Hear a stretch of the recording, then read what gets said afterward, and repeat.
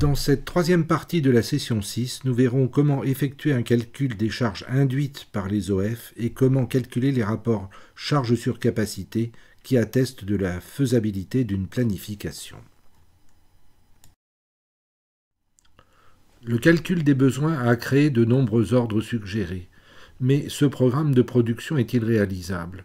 Pour le savoir, il faut calculer les charges, c'est-à-dire le nombre d'heures de travail engendrées par les OF, puis comparer ces charges aux capacités des postes de charge. Pour ce faire, on procède d'abord à un jalonnement, qui consiste à placer chacune des opérations des OF sur le poste qui doit la réaliser. Les OF sont placés, comme on dit, à capacité infinie, c'est-à-dire indépendamment les uns des autres et sans tenir compte du nombre de machines disponibles sur le poste de charge. Les opérations sont placées selon les temps déterminés à partir des gammes de fabrication sur les plages de travail issues du calendrier, d'une part au plus tôt, en partant de la date de lancement, d'autre part au plus tard, en partant de la date de besoin. Pour chaque poste de charge, les charges de travail sont cumulées sur chaque plage horaire. Le jalonnement commence par créer un planning des plages horaires pour chacun des postes de charge à partir du calendrier qui définit jour par jour les heures de début et les durées. C'est sur ce planning que l'on va jalonner les OF, c'est-à-dire placer leurs opérations.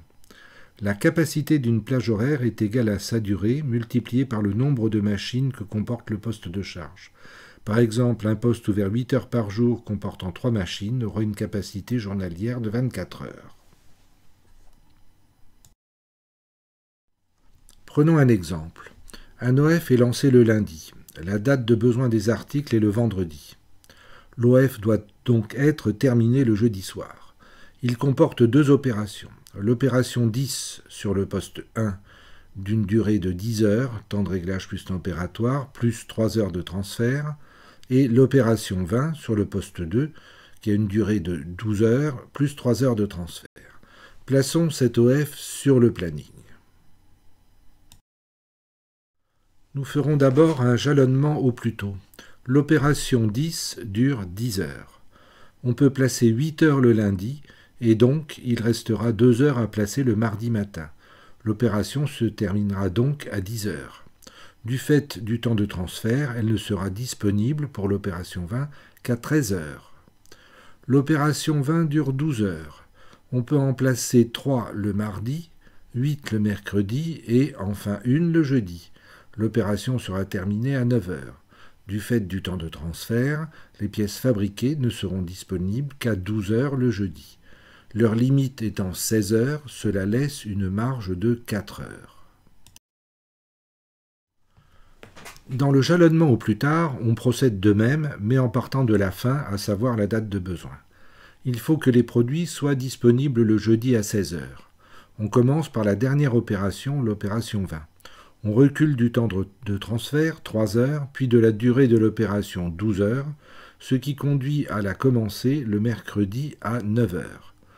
Tenant compte de son temps de transfert de 3 heures, l'opération 10 doit se terminer le mardi à 14 heures.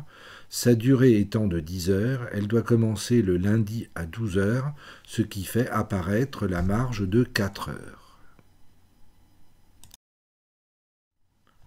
Le système procède au jalonnement de l'ensemble des OF, suggérés, ferme et lancé, en appelant la fonction jalonnement et calcul des charges du menu planification. Sélectionnez la date limite de calcul, en effet il peut être inutile de calculer les charges à long terme. Validez par OK et patientez quelques secondes car le jalonnement est une fonction qui implique de nombreux calculs. À l'issue du jalonnement, on peut rappeler la page d'un OF suggéré, faire apparaître l'onglet Date. On y voit les dates de début et de fin, au plus tôt et au plus tard, ainsi que la marge. On y trouve aussi l'indice de fluidité, qui est le rapport entre le temps de travail et le cycle de fabrication de l'OF.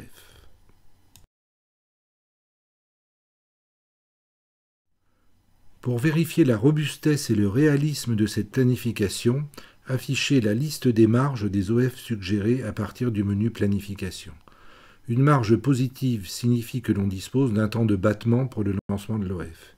S'il apparaît une marge négative, cela veut dire que le temps de travail est supérieur au délai imparti.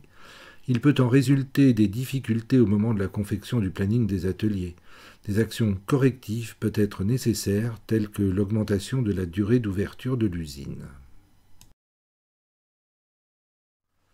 L'option Planning de jalonnement du menu Planification affiche un graphe de tous les OF avec leur position dans le temps.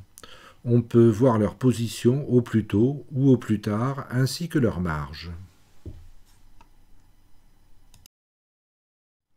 Nous allons maintenant nous préoccuper de l'analyse des charges de travail induites par les OF sur chacun des postes de charge. Les charges sont cumulées poste par poste sur les périodes du calendrier. Dans l'exemple proposé, prenons le cas du mardi.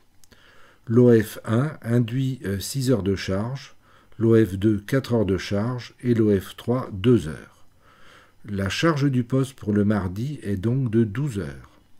La capacité du poste est égale à son temps d'ouverture multiplié par le nombre de machines qu'il comporte.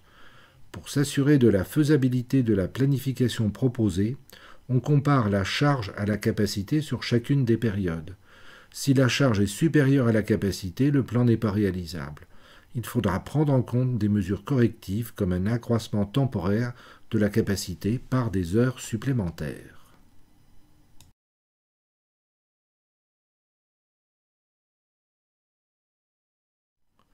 Ces analyses se font sur le tableau des charges que l'on atteint par le menu Planification.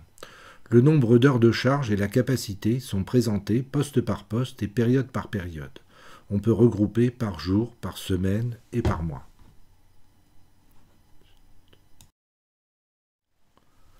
On obtient une représentation graphique plus parlante sur le graphique des charges que l'on atteint par le menu Planification ou par le bouton graphique du tableau.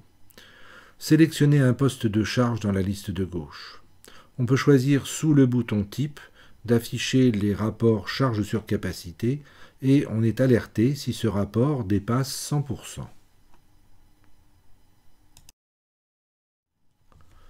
On obtient une synthèse de cette analyse pour l'ensemble des postes de charge par le menu Planification, option Taux d'utilisation des ressources ou par le bouton Utilisation du tableau ou du graphe. Ce graphe montre les postes qui sont en surcharge ou en sous-charge sur un horizon que l'on choisit. Lorsque l'on considère que la planification est réaliste, on peut procéder à la validation des commandes clients. Tant qu'une commande n'est pas validée, elle peut être modifiée ou supprimée. La personne responsable de la validation dépend souvent de la nature et du montant de la commande. La validation empêche toute modification ultérieure. C'est un engagement vis-à-vis du client. Il reçoit une confirmation de commande. On ne doit donc valider une commande que lorsque l'on s'est assuré de sa faisabilité dans les délais demandés par le client.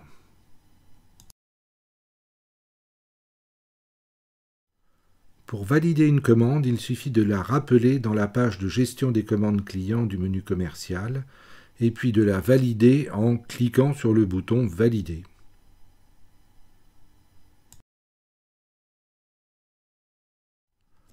La session 6 est terminée. Revenir sur la page Administration, enregistrer votre travail dans une nouvelle base de données en cliquant sur le bouton « Enregistrer le dossier sous », entrez le nom Picasso 06 et validez par OK.